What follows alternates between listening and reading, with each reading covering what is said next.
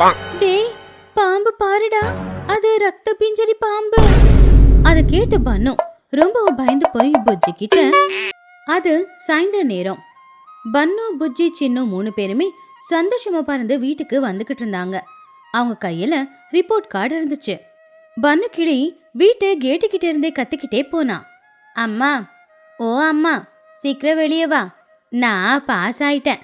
எனக்கு இங்கிலீஷ்ல 35 mark. Just pass ஆயிருக்கேன்.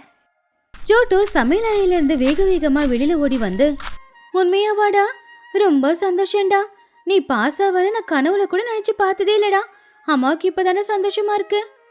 சின்ன காக்கா சிச்சு கிட்ட போய், அம்மா, நானும் பாஸ். சயின்ஸ்ல எனக்கு 40 மார்க்கு. என் புது பெண்ணு நல்லா வேலை செஞ்சிருக்கு. அப்பாடா, என் மானத்தை காப்பாத்திடடா சின்னோ. இன்னைக்கு தெருவில் இருக்கிற எல்லாருக்கும் ஸ்வீட் கொடுத்துடலாமா அப்படின்னு கொஞ்ச நேரம் யோசிச்சு, வேணாம், ஸ்வீட் சாப்பிட்டா பல்லு வீணா போயிடும். நம்ம விஷயத்த மட்டும் சொல்லிடலாம். அம்மா, எனக்கு மேத்ஸ்ல 100க்கு 99 வந்திருக்கு. ரொம்ப சந்தோஷம் புஜ்ஜி. நீங்க எல்லாரும் பாஸ் ஆனது உண்மையிலே ரொம்ப சந்தோஷமா இருக்கு. சரிம்மா, நாங்க தான் பாஸ் ஆயிட்டோம்ல. இன்னைக்கு ராத்திரி எங்களுக்கு பார்ட்டி கொடுங்க. எனக்கு பிரியாணியும் குலாப் ஜாமுனும் வேணும். அதை கேட்டு சிச்சு காக்கா பன்னு கிட்ட, பார்ட்டியெல்லாம் அப்புறம் பண்ணோம். நீங்க 3 பேரும் பாஸ் ஆனீங்கன்னா உங்க எல்லாரையுமே கால்நடையா திருப்பதி கோயிலுக்கு கூட்டிக்கிட்டு வரோன்னு சொல்லி நான், உங்க அம்மா எல்லாரும் வேண்டிக்கிட்டு இருக்கோம். அதை கேட்டதும் பசங்க 3 பேருமே ரொம்பவும் ஷாக் ஆயிட்டாங்க. அவங்களுக்கு அடுத்து என்ன சொல்றதுன்னு கூட புரியல. என்னது, கால்நடையா திருப்பதி மலையை ஏறணுமா? அது திருப்பதி மலை இல்ல, எவரெஸ்ட் மலை. ஐயோ, பறந்து போறதுக்கே எனக்கு கஷ்டமா இருக்குமே. இதுல காலால நடந்து போகணுமா? அவ்வளவுதான், நான் மயக்க போட்டு விழுந்துருவேன். ஆமா ஆண்டி, திருப்பதி படிக்கட்டுனா சாதாரண விஷயமா? கிட்டத்தட்ட 3550 படிக்கட்டு ஏறுறது அப்படின்னா அது எங்களால முடியுமா? அது மட்டும் இல்ல, வெயில நடந்தா நான் கருப்பாயிடுவேன். இல்ல, இன்னும் கருப்பாயிடுவேன். நான் வரமாட்டேன். அப்படி சொல்லக்கூடாத பசங்களா. கடவுள் பேரை சொல்லிக்கிட்டு அந்த திருப்பதி மலையை ஏற ஆரம்பிச்சோம்னா நமக்கு ஏறுறதும் தெரியாது, கால் கை வலியும் இருக்காது. யாரும் அடம் பிடிக்காம இப்பவே கிளம்புங்க. இன்னைக்கு ராத்திரி நாம திருப்பதிக்கு கிளம்பலாம். பாவம் பன்னு முகவாடி போய், அட கடவுளே, பாஸ் ஆனா கிஃப்ட் கொடுப்பாங்கன்னு பார்த்தா எதுக்கு இப்படி தண்டனை கொடுக்கறாங்க? சரி, திருப்பதி லட்டுக்காக எது வேணும்னாலும் பண்ணலாம். அன்னைக்கு ராத்திரியே பயணம். எல்லாரும் திருப்பதிக்கு போற ட்ரெயின்ல ஏறினாங்க. துணி, சோட்டு, சிச்சு 3 பேரும் பேசிக்கிட்டு இருந்தாங்க. பசங்க 3 பேரும் விண்டோ சீட்டுக்காக சண்டை போட்டு கடைசியில செட்டில் ஆனாங்க. டேய், 2 பேரும் கேளுங்க. நாளைக்கு படி ஏறணும் இல்லையா? யாரு நடுவுல நிக்காம ரெஸ்ட் எடுக்காம படி ஏறாங்களோ அவங்க தான் உண்மையான பலசாலி. சரியா? அவங்க தான் இந்த உலகத்திலே பெரிய பாகுபலி. நான்லாம் ஈஸியா ஏறிடுவேன். நான் ரன்னிங் ரேஸ்ல ஃபர்ஸ்ட் ப்ரைஸ் வாங்கின தெரியும்ல. டேய் சின்னம், ரன்னிங் ரேஸ்ல ஓடி ஃபர்ஸ்ட் ப்ரைஸ் வாங்கினேன். ஆனா இது படி ஏறுது. பொறுமையா ஏறணும். அவசரமா ஏறின அப்புறம் மயக்கம் போட்டு விழுந்துடுவேன். நீ வேணும்னா பாரு புஜ்ஜி, நாளைக்கு படிய ஃபர்ஸ்ட்ல ஏற போறது நான் தான். நான் ஏற ஃபாஸ்ட்டை பார்த்து மானுங்க கூட துள்ளி ஓடி போயிடும். இதுக்கெல்லாம் ஓகே தானே? ஓகேடா, பெட்டு. என்னடா இது, என்ன பேசிக்கிட்டு இருக்கீங்க? படுத்து தூங்குங்க, நாளைக்கு மலை ஏறணும். பசங்க அவங்கவுங்க பர்த்தில் போய் படுத்துட்டாங்க. ட்ரெயினும் சிக் சிக்குன்னு சொல்லிக்கிட்டு திருப்பதியை நோக்கி போய்கிட்டு இருந்துச்சு. அடுத்த நாள் காலையில நேரம் திருப்பதி ஸ்டேஷன்ல ட்ரெயினும் வந்து நின்னுச்சு. அங்கிருந்து 2 ஆட்டோ பேசிக்கிட்டு எல்லாரும் அலிப்பிரி கிட்ட போய் இறங்குனாங்க. அங்க இடமெல்லாம் ரொம்ப தெய்வீகமா இருந்துச்சு. வாங்க, முதல்ல தேங்காவை உடைச்சி படியேற ஆரம்பிக்கலாம். கோவிந்தா கோவிந்தா. அப்ப பசங்களும் கோவிந்தா கோவிந்தான்னு சொல்லி உற்சாகமா வேகமா படியில ஓட ஆரம்பிச்சாங்க. அம்மாங்க 3 பேரும் பொறுமையா படியேற ஆரம்பிச்சாங்க. பன்னு கிளி 50 படியை ஏறின உடனேயே, அப்பாடா, எவ்வளவு எனர்ஜியோட இருக்கேனா? இவ்வளவு எனர்ஜி இருந்தா 1 மணி நேரத்துல மலை ஏறிடுவேன். என்னை யாராலையும் தடுக்க முடியாது. டேய், பொறுமையா வாங்கடா, இது ஒன்றும் மேரத்தான் கிடையாது. நீங்க பொறுமையா வாங்க, நான் ஸ்பீடாவே போறேன். அந்த லட்டு என்ன வா வான்னு கூப்பிடுது. பசங்க போட்டி போட்டுக்கிட்டு 100, 200, 300, கடைசியில 500 படிய கூட ஏறிட்டாங்க. ஆனா 500 படி தாண்டி போனப்பதான் அவங்க எல்லாருக்குமே ரொம்ப டயர்டாச்சு. சின்னு, பன்னு, புஜ்ஜி 3 பேருமே அங்கிருந்து திட்டு மேல உட்காந்துக்கிட்டாங்க. வேர்த்து ஊத்துச்சு, நாக்கெல்லாம் வறண்டு போச்சு, நாக்கு வெளியில தள்ளுச்சு. அப்ப பன்னு ரொம்ப டயர்டா, ஐயோ என் காலை பிடிச்சி யாரோ கீழே இழுக்கிற மாதிரி இருக்கு. என் பெட்ரோல் டேங்க்ல பெட்ரோல் தீந்து போச்சு. எனக்கு குடிக்க தண்ணி வேணும், இல்ல எனக்கு குடிக்க ஜூஸ் வேணும். ஆமாண்டா, எனக்கு தொண்டை வறண்டு போச்சு, குடிக்க ஜூஸ் வேணும். காலெல்லாம் நடுங்குது. ஒரு லிஃப்ட் இருந்திருந்தா நல்லா இருந்திருக்கும். நான் தான் சொன்னேன்லடா அவசரப்படக்கூடாதுன்னு. அங்க பாருங்கடா, நம்ம அம்மாங்க 3 பேரும் எவ்வளவு ஃப்ரெஷ்ஷா நடந்து வராங்க பாருங்க. அப்பதான் துணி, சிச்சு, சோட்டு 3 பேருமே கோவிந்தா கோவிந்தான்னு சொல்லிக்கிட்டு மெதுவா அந்த படியேறி அவங்க இருக்கிற இடம் வரைக்கும் வந்தாங்க. என்னடா அதுக்குள்ள டயர்ட் ஆயிட்டீங்களா? இன்னும் ரொம்ப தூரம் இருக்கே.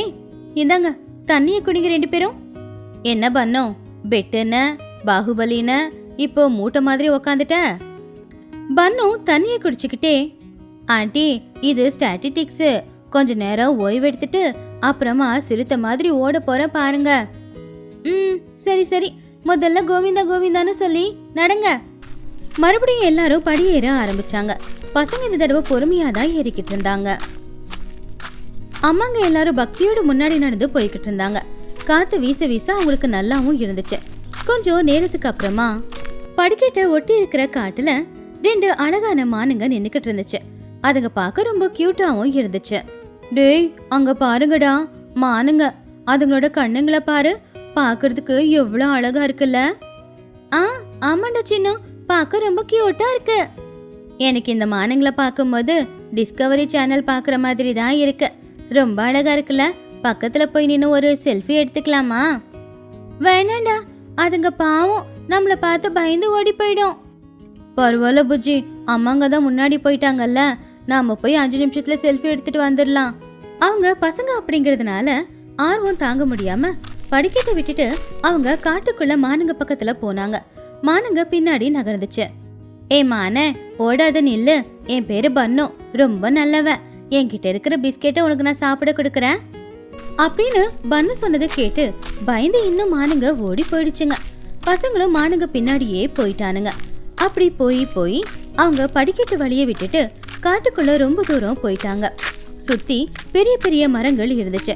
அப்ப திடீர்னு ஒரு இடத்துல நின்று பசங்க ரொம்ப பயந்துட்டாங்க. டேய் நாம ரொம்ப தூரம் வந்துட்டோம்டா, அந்த மானுங்க எங்கேயோ ஓடி போயிடுச்சுடா. இங்க பாருங்க, மரம் எல்லாம் எவ்வளவு பெருசு பெருசா இருக்குல்ல, வாங்க நாம திரும்பி போயிடலாம். ஆமாண்டா, இங்க மானுங்க இருக்குன்னா இதுங்களை சாப்பிடுற புலி சிங்கம் கூட இருக்கும்ல. எனக்கு பயமா இருக்கு, ஒருவேளை புலி வந்துச்சுன்னா அப்புறம் மானை சாப்பிட்றதுக்கு பதிலா நம்மள எல்லாம் சாப்பிட்டுடும். அடா ஆமாண்டா, பிளாக் ஃபாரஸ்ட் கேக்க சாப்பிடுற மாதிரி நம்மள போட்டு மென்னு சாப்பிட்டுடும். வாங்கடா ஓடிடலாம். நீங்க யாரும் பயப்படாதீங்கடா, எனக்கு வழி தெரியும், வாங்க போலாம் அப்படின்னு சொல்லி புஜ்ஜி தைரியமா பின்னாடி நடந்து போனா. பன்னு சின்னும் அப்பாடா புஜ்ஜி தான் இருக்காளே அப்படின்னு அவ பின்னாடியே நடந்து போனாங்க. அப்போ புஜ்ஜி திடீர்னு ஒரு புதர்கிட்ட நின்னுட்டா. புஜ்ஜி திடீர்னு நின்னதுனால பின்னாடி வந்த சின்ன பனுவும் கூட அப்படியே நின்னுட்டாங்க. என்னாச்சு புஜ்ஜி, ஏன் சடன் பிரேக் போட்டுட்ட? உனக்கு ரொம்ப டயர்ட் ஆயிடுச்சா? அதனால தான் நின்னுக்கிட்டியா? என்கிட்ட குளுக்கோஸ் பவுடர் இருக்கு, கொடுக்கட்டா? அதை சாப்பிட்டுட்டு நடக்கிறியா? அப்போ புஜ்ஜி அவன் வாயை மூடி கைவிரலை நீட்டி ஒரு இடத்த காட்டி மெதுவா இப்படி சொன்னான். டேய் சத்தம் போடாதடா, அங்க பாரு, அங்க உன் கண்ணுக்கு என்ன தெரியுதுன்னு பாருடா அப்படின்னு சொன்னது பன்னு சின்ன 2 பேரும் பார்த்தா தூரத்துல ஒரு வித்தியாசமான நிறத்தோட ஒரு பயங்கரமான பெரிய பாம்பு தலையை மட்டும் தூக்கி உடம்புல சுருட்டி வச்சுக்கிட்டு புஸ் புஸ்ன்னு சொல்லிக்கிட்டு இருந்துச்சு. அப்போ புஜ்ஜி ரொம்பவும் சத்தமா, டேய் பாம்பு பாருடா, அது ரத்த பிஞ்சரி பாம்பு. அதை கேட்டு பன்னு ரொம்பவும் பயந்து போய் புஜ்ஜி கிட்ட, என்னது ரத்த பிஞ்சரியா? அப்படின்னா இது ரத்தத்தை குடிக்குமா? ஐயோ, அது என்னையே பாக்குதே, ஒருவேளை எகிரி குதிச்சு எம்மல தான் வந்து விழுமான்னு தெரியலையே. அப்ப அந்த பாம்பு சத்தமா புஸ் புஸ் அப்படின்னு புஸ் புஸ்ன்னு சொல்லிக்கிட்டு இருந்துச்சு. ஐயோ, அது வர்றதுக்குள்ள இங்கிருந்து ஓடி போயிடலாண்டா, நின்று வேடிக்கை பாக்குறீங்க, அது வேற கோவமா இருக்கு, வாங்கடா சீக்கிரமா ஓடி போயிடலாம். ஓடி போறதா? அதுக்கு காலில் பலம் இல்லையே, விட்டா அது பறந்து எம்மேல வந்து விழுந்துரும் போல. பயப்படாதீங்கடா, மெதுவா பின்னாடி நடக்க ஆரம்பிங்க, அதுக்கப்புறமா அங்கிருந்து ஓடி போயிடலாம் அப்படின்னு சொல்லி பசங்க 3 பேரும் மெதுவா அடி மேல அடி வச்சு பின்னாடி நடந்து போய்கிட்டு இருந்தாங்க. அந்த பாம்பு அவங்களையே பார்த்துக்கிட்டு இருந்துச்சு. கொஞ்ச தூரம் வந்துட்டோம், இப்போ ஓடலாமா?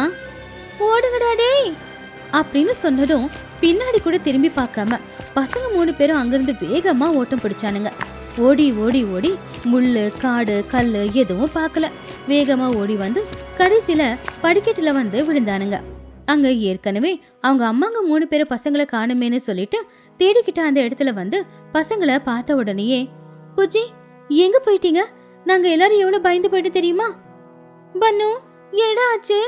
ஏண்டா இப்படி மூச்சு வாங்கிக்கிட்டு இருக்க? அப்ப பன்னு பயந்து போய், அம்மா அம்மா யமதர்மராஜனோட வாகனம் பாம்பு ரத்த பிஞ்சரி புஜி தான் சொன்னா. ஐயோ அந்த ரத்த பிஞ்சரி எவ்வளவு பெருசா இருந்துச்சு, நாங்க எப்படியோ தப்பிச்சு ஓடி வந்துட்டோம். இல்ல எங்க நிலைமை என்ன இருக்குமோ என்னவோ. என்னது பாம்பா? ஏண்டா அதுக்கு தானே சொல்றது தனியே எங்க போக கூடாதுன்னு. ஏண்டா பேச்சு கேட்கல? அம்மா சாரிம்மா, மானுங்களை பார்த்து சந்தோஷமா பின்னாடி போனோம், கடைசியில பாம்பை பாப்போன்னு நாங்க எதிர்பார்க்கல. ஆமாம்மா, நாங்க பண்ணது தப்பு தான், இனிமே இந்த மாதிரி பண்ண மாட்டோம். சரி சரி, உங்க யாருக்கும் எதுவும் ஆகலல்ல, அதுவே போதும்.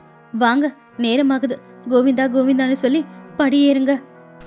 அப்படி கோவிந்தா கோவிந்தா அப்படின்னு சொல்லி எல்லாருமே பொறுமையா படியேறி மேல போயிட்டாங்க. அப்பாடா கோவில் கிட்ட வந்துட்டோம்.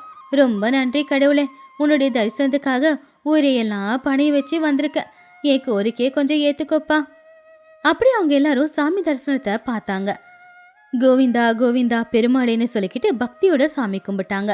சாமி கும்பிட்டதுக்கு அப்புறமா லட்டு கவுண்டர்ல இருந்து லட்டு வாங்கிட்டு வந்தாங்க. பன்னு இந்தாண்டா லட்டு வாங்கிட்டு வந்திருக்கேன்.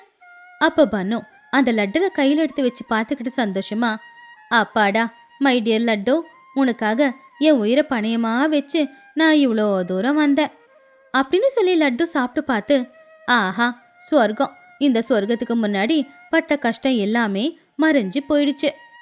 டேய் சாமியோட லட்டுனாலே அதுல ஒரு மேஜிக் இருக்கும்லடா. இன்னைக்கு நான் ஒரு லட்டு சாப்பிட்டுக்கிறேன், இன்னைக்கு ஒரு நாள் டைட்டிங் எல்லாம் கேன்சல் அப்படின்னு எல்லாரும் லட்டு சாப்பிட்டுட்டு போட்டோவும் எடுத்துட்டு அன்னைக்கு மறுபடியும் ஊருக்கு போற ட்ரெயின்ல ஏறி உக்காந்துட்டாங்க. எல்லாரும் தூங்கிக்கிட்டு இருக்கும் போது பன்னு திடீர்னு தூக்க கலக்கத்துல, வேணாம் ரத்த பிஞ்சரி வேணாம், என்னோட லட்டை கொடுத்துரு, என்கிட்ட இருக்கிறது அந்த ஒரே ஒரு லட்டு தான். அதை கேட்டு எல்லாருமே சிரிச்சாங்க. பசங்க வழி மாறி காட்டுக்குள்ள போனாலும் புஜ்ஜியோட புத்திசாலித்தனத்தினால எப்படியோ பின்னாடி திரும்பி வந்து சுவாமி தரிசனத்தையும் பார்த்துட்டாங்க. அன்னைக்கு எல்லாரும் ஒரு பாடத்தை கத்துக்கிட்டாங்க. அப்பா அம்மா யாரும் இல்லாம தனியா எங்கேயும் போக கூடாது. அதே மாதிரி பன்னு ஒண்ணு பார்த்தான். அவன் நினைச்ச மாதிரி லட்டு ரொம்ப சூப்பரா இருந்துச்சு. பிசினாரி குருவியின் வேலைகள். துணி லூசி புறாவோட ரிசப்ஷன் நல்லபடியா நடந்து முடிஞ்சுது. ஆனா அன்னைக்கு ராத்திரி சிச்சு காக்கா சொன்ன வார்த்தைகள் துணியோட மனசுல அம்பு மாதிரி குத்திக்கிச்சு. பணம் வந்ததுக்கு அப்புறமா திமிர் அதிகமாயிடுச்சு அப்படின்னு சிச்சு சொன்னத துணியால தாங்கிக்கவே முடியல. ரிசப்ஷன் முடிஞ்சதுக்கு அப்புறமா லூசி புறா துணிய அவனுடைய வீட்டுக்கு கூட்டிக்கிட்டு போயிட்டான். துணியோட முகம் வாடி போயிருக்கிறத பார்த்து லூசி அவளை சமாதானப்படுத்தினா. என்ன துணி இது, அவளை கிராண்டா ஃபங்க்ஷன் நடந்திருக்கு, சந்தோஷமா இருக்கிறத விட்டுட்டு ஏன் இப்படி கவலையா இருக்க? துணிக்குருவி ரொம்ப சோகமா, எப்படிங்க சந்தோஷமா இருக்க முடியும்? நாம எல்லாரும் வயிறார சாப்பிட்டுட்டோன்னு பணம் செலவு பண்ணி சாப்பாடு எல்லாருக்கும் போட்டா அதை பார்த்து எல்லாரும் நம்மள பாராட்டலனாலும் பரவாயில்ல, ஆனா பணம் இருக்கிற திமிர்ல இப்படியெல்லாம் நடந்துக்கிறாங்கன்னு சொல்லிட்டு போறாங்களே, இவங்களுக்காக நான் ஏன் செய்யணும்? இனிமே நான் பழைய துணியாவே இருந்துக்கிறேன், தேவையில்லாம பணத்தை செலவு பண்ண போறதில்ல. ஐயோ துணி, யாரோ ஏதோ சொல்றாங்கன்னு நாம ஏன் நம்மள மாத்திக்கணும்? அதெல்லாம் ஒண்ணு வேணாம். ஆனா துணி அதை ஒத்துக்கல. அடுத்த நாள்ல இருந்தே துணிக்குருவி மறுபடியும் அவளுடைய கஞ்ச புத்திய காட்ட ஆரம்பிச்சான். எந்த அளவுக்குன்னா இதுக்கு முன்னாடி இருந்ததை விட அதிகமான அளவுக்கு. லூசி புறா ஆபீஸ்க்கு போறதுக்காக ரெடி ஆயிட்டு வெளியில வந்தான். பிரேக்ஃபாஸ்ட் என்னன்னு அப்படின்னு பார்த்தா தட்டுல ஒரு இட்லியும் கொஞ்சம் சட்னியும் இருந்துச்சு. என்ன துணி இது, ஒரு இட்லி வச்சிருக்க, எனக்கு ரொம்ப பசிக்குதே. ஒண்ணு போதுங்க, நீங்க அதிகமா சாப்பிட்டீங்கன்னா வெயிட் போட்டுருவீங்க, அப்புறம் சுகர் வரும். உளுந்து என்ன விலை விக்குதுன்னு உங்களுக்கு தெரியுமா? ஒரே ஒரு இட்லி சாப்பிட்டுட்டு தண்ணியே குடிங்க, அப்ப பசியெல்லாம் போயிடும், வயிறும் ரொம்ப போயிடும். ஆனா துணி நம்ம ஏழைங்க இல்லையே, நாம எதுக்காக இப்படி சாப்பிடணும்? பணம் எப்ப வரும் எப்ப போகும்னு யாருக்கு தெரியும்? இருக்கும்போது மிச்சம் பிடிக்கணும். லூசி புறா பாவம் பசியோடவே ஆபீஸ்க்கு போயிட்டான். டோனி மட்டும் வீட்டுல இருக்கிற லைட் எல்லாம் கூட ஆஃப் பண்ணிட்டு வீட்டுல இருட்டுல தான் உட்காந்துக்கிட்டு இருந்தா. கரண்ட் பில்ல மிச்சம் பிடிக்கிறதுக்காக லைட் ஆஃப் பண்ணி ஜன்னலை திறந்து வச்சா. ஆனா வெளியில இருந்து தூசு உள்ள வருதுன்னு சொல்லி மறுபடியும் ஜன்னலை சாத்திட்டா. வெக்கையா இருந்தாலும் கூட அவ அப்படியே தான் உட்காந்துக்கிட்டு இருந்தா. இன்னொரு பக்கம் சிச்சு காக்கா ஆட்டோ ஓட்டிக்கிட்டு ஆட்டோ ஸ்டாண்டுக்கு போச்சு. ரிசப்ஷன்ல டோனி சிச்சு கிட்ட இன்னும் ஏதாவது வேணுமா அப்படின்னு கேட்டது சிச்சுவுக்கு இன்னும் கோவம் குறையவே இல்ல. சிச்சு அவளுடைய மனசுக்குள்ள, இந்த டோனிக்கு எவ்வளவு திமிரு, புருஷ சம்பாதிக்கிற பணத்தை செலவு பண்ணிக்கிட்டு என்னைய பார்த்து இன்னும் ஏதாவது வேணுமான்னு கேக்குறா. லூசி ரொம்ப பாவம், அவனுக்கு இந்த மாதிரி ஆட்களை பத்தி எல்லாம் தெரியாது. இவங்க 2 பேரையும் பிரிச்சு விட்டுட்டு சிச்சுனா யாரு அப்படின்னு நான் காட்டுறேன். சரியா அதே நேரத்துல லூசி புறா ஆபீஸ் பஸ்ஸை மிஸ் பண்ணதுனால ஆட்டோல போகலான்னு ஆட்டோ ஸ்டாண்டுக்கு வந்தான். அப்ப அதை பார்த்து சிச்சு காக்கா அந்த வாய்ப்பை பயன்படுத்திக்கிட்டா. அட லூசி, வா வா, என்னோட ஆட்டோல ஏறு, நான் கொண்டு போய் டிராப் பண்றேன். லூசி ஆட்டோல ஏறினா. அப்போ சிச்சு லூசிய பார்த்து, என்ன லூசி டல்லா இருக்க, வீட்ல ஏதாவது பிரச்சனையா, துணி ஏதாவது சொன்னாங்களா? அதெல்லாம் ஒண்ணும் இல்ல சிச்சு, அவ ரொம்ப சிக்கனமா இருக்கா, அதுதான். அதை கேட்டு சிச்சு காக்கா கிண்டலா, அதுக்கு பேரு கஞ்சத்தனம்னு சொல்லுவாங்க எங்க பக்கத்துல. உங்களுக்கு தெரியாதுல்ல, முந்தானேத்து ரிசப்ஷன்ல துணி உங்களை பத்தி என்ன சொன்னா தெரியுமா? என் வீட்டுக்காருக்கு சம்பாதிக்க மட்டும்தான் தெரியும், அவருக்கு அறிவு கிடையாது, அதை சரியா செலவு பண்ண வராது, நான் சொல்ற பேச்சை எப்பவுமே கேட்டு நடந்துப்பாரு அப்படின்னு சொன்னா. அதை கேட்டு லூசி புறா ஷாக் ஆகி, அப்படியா, துணி அப்படியா சொன்னா? நான் எதுக்கு உன்கிட்ட போய் சொல்ல போறேன், நீ ஃப்ரெண்டுங்கிறதுனால இத்தனை நாளா மறைச்சேன். துணி உன்னை யூஸ் பண்ணிக்கிறா, உனக்கு சரியா சாப்பாடு கூட போடாம அவ மிச்சம் பிடிச்சு நாளைக்கு அவளுக்கு பிடிச்சவங்க யாருக்காவது கொடுக்க போறா. பொம்பளைங்க வீட்டுல ஒரு மாதிரி வெளியில ஒரு மாதிரி இருப்பாங்க. சிச்சு சொன்ன வார்த்தைங்க லூசியோட மனசுல அம்பா குத்திக்கிச்சு. காலையில துணி ஒரு இட்லி கொடுத்ததும் சிச்சு காக்கா இப்படியெல்லாம் சொன்னதும் சேர்த்து துணி மேல லூசிக்கு கோவம் அதிகமாச்சு. சாயந்தரம் ஆபீஸ்ல இருந்து லூசி வீட்டுக்கு வந்தப்போ லைட் போடாம மெழுகுவத்தி ஏத்தி வச்சு உக்காந்துக்கிட்டு இருந்தா துணி. லூசி கோவமா, என்ன துணி இது, வீட்டுல கரண்ட் இல்லையா, எதுக்காக மெழுகுவத்தி ஏத்தி வச்சிருக்க? கரண்ட் இருக்குங்க, ஆனா யூனிட்க்கு ரேட் அதிகமாக்கிட்டாங்கல்ல, அதான் மெழுகுவத்தி ஏத்தி வச்சிருக்கேன், கொஞ்சம் ரொமான்டிக்காவும் இருக்கும்ல. ரொமான்டிக்காவது மண்ணாவது, லைட்டு போடு. என்னோட பணத்தை நான் எப்படி வேணும்னு செலவு பண்ணுவேன், அதை மிச்சம் பிடிச்சி வச்சு நீ யாருக்காவது கொடுக்கலான்னு பிளான் போடுறியா? துணி ஒண்ணுமே புரியாம, என்னங்க சொல்லிக்கிட்டு இருக்கீங்க, நம்ம ஃபியூச்சருக்காக தானே பணத்தை சேர்த்து வைக்கிறேன், ஆனா நீங்க ஏன் இப்படி பேசுறீங்க? எனக்கு உன்னை பத்தி எல்லாம் தெரிஞ்சு போச்சு, வெளியில பெருமையா சொல்றியாமா என் புருஷனை முந்தானையில முடிச்சு வச்சிருக்கேன்னு. சிச்சு எனக்கு எல்லாத்தையும் சொல்லிட்டா. சிச்சு அக்கா சொன்னாங்களா? அது போய், நான் எப்பவும் அப்படி சொன்னதே இல்ல. ஆனா லூசி அதை ஒத்துக்கல. அன்னைக்கு அவங்க 2 பேருக்கும் பயங்கரமான சண்டை. துணி அழுதுகிட்டே படுத்து தூங்குனா. இப்படியே சில நாட்களும் போச்சு. லூசி துணி கிட்ட சரியா பேசுறதும் இல்ல. அதனால பாவம் மனசளவுல பாதிக்கப்பட்ட துணிக்கு கொஞ்சம் உடம்புக்கு முடியாம போச்சு. ஒரு நாள் காலையில துணி மயக்கம் போட்டு கீழே விழுந்துட்டா. லூசி பதட்டமா டாக்டர் குஹுக்கு கால் பண்ணி வர சொன்னா. டாக்டர் குஹுவும் துணிய செக் பண்ணி பார்த்துச்சு. குஹு சந்தோஷமா, கவலைப்படாதீங்க லூசி, இது நல்ல விஷயம்தான், நீங்க அப்பாவா ஆக போறீங்க, துணி கர்ப்பமா இருக்கா. அத கேட்டதுமே லூசி புறா சந்தோஷமா, உண்மையாவா, நான் அப்பாவா ஆக போறேனா, அடக்கடவுளே. துணி கண்ணை திறந்தா. எதிர்க்க ரொம்பவும் பாசத்தோட லூசி புறா நின்னுக்கிட்டு இருந்தான். அப்போ துணிக்கு அவன் மேல இருந்த வருத்தம் எல்லாமே மறைஞ்சு போச்சு. துணி காசை மிச்சம் பிடிக்கிறது எல்லாமே எதிர்காலத்துல நம்ம பொறுக்க போற குழந்தைக்காக தான் அவ சேர்த்து வைக்கிறா அப்படிங்கறத லூசியும் புரிஞ்சுக்கிட்டான். என்ன மன்னிச்சுட்டு துணி, சிச்சு சொன்னதை கேட்டு உன்னை ரொம்ப கஷ்டப்படுத்திட்டேன். நீ எனக்காகவும் நம்ம பிள்ளைக்காகவும் தான் எல்லாத்தையும் பண்ற அப்படிங்கறத நான் புரிஞ்சுக்கல. பரவாயில்லங்க, இப்பவாவது உங்களுக்கு உண்மை தெரிஞ்சதுல. லூசிக்கு சிச்சு காக்கா மேல பயங்கரமான கோவம் வந்துச்சு. உடனே அவன் சிச்சு காக்காவுக்கு ஃபோன் பண்ணி, இன்னொரு தடவை என் குடும்ப விஷயத்துல மூக்க நடிச்சனா நல்லா இருக்காது பாத்துக்க அப்படின்னு மிரட்டினான். சிச்சு காக்கா பயந்து போய் கால் கட் பண்ணிடுச்சு. விஷயத்தை தெரிஞ்சுக்கிட்டு மஹிக்கழகும் சோட்டுக்கிளியும் துணிக்காக நிறைய பழம் பலகாரம் எல்லாம் எடுத்துட்டு வந்தாங்க. துணி ரொம்பவும் சோகமா படுத்துக்கிட்டு இருந்தா. அப்போ மஹிக்கழகு துணிய பார்த்து, என்ன துணி இது, பாத்தியா சோட்டு, எவ்வளோ டயர்டா இருக்கால, முகத்துல களையே இல்ல, கல்யாணம் ஆன புதுசுல எவ்வளோ களையா இருந்தா, அதெல்லாம் எங்க போச்சுன்னு தெரியலையே. ஆமாங்க மஹி, நான் 2 நாளைக்கு முன்னாடி கடையில பார்த்தப்பவும் இப்படிதான் முகம் வாடி போயிருந்துச்சு. அந்த சிச்சுவோட பேச்ச கேட்டு லூசி இவகிட்ட சண்டை போட்டாருல்ல, அதனால சாப்பாடு கூட சாப்பிடல போல, அதான் இப்படி ஆயிட்டா. மஹிக்கழுகு கோவமா, என்னது, சிச்சுவுக்கு வேற வேலை இல்லையா, நண்பனோட குடும்பத்தையே கெடுக்க பாக்குறாளா? ஆனா இந்த லூசிக்கு அறிவு எங்க போச்சு, அவ சொன்னா அதை கேட்டு இவன் சண்டை போடுவானா?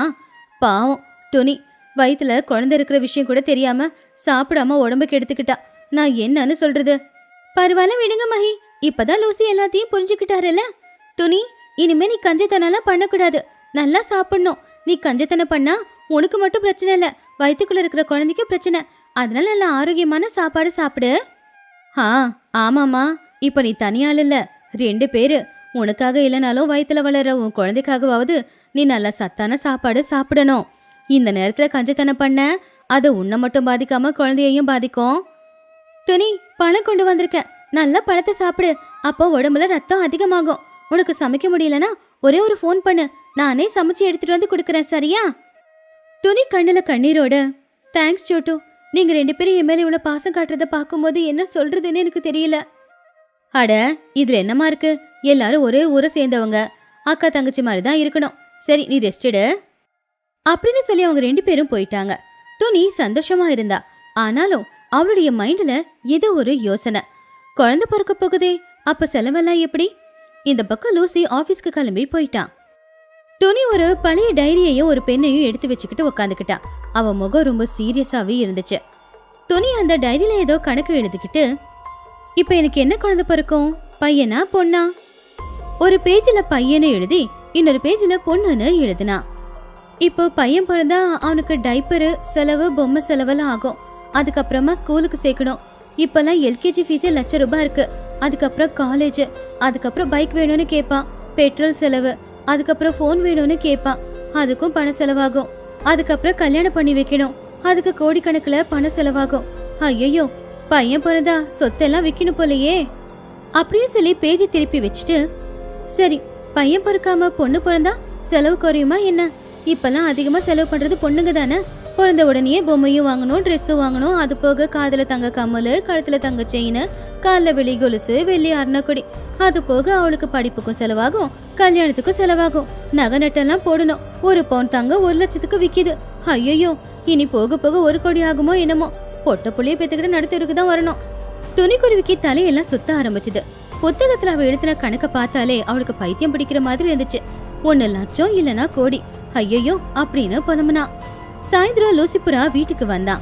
அப்போ டோனி சோஃபால உட்காந்துக்கிட்டு ஆழமா யோசிச்சுக்கிட்டு இருந்தா.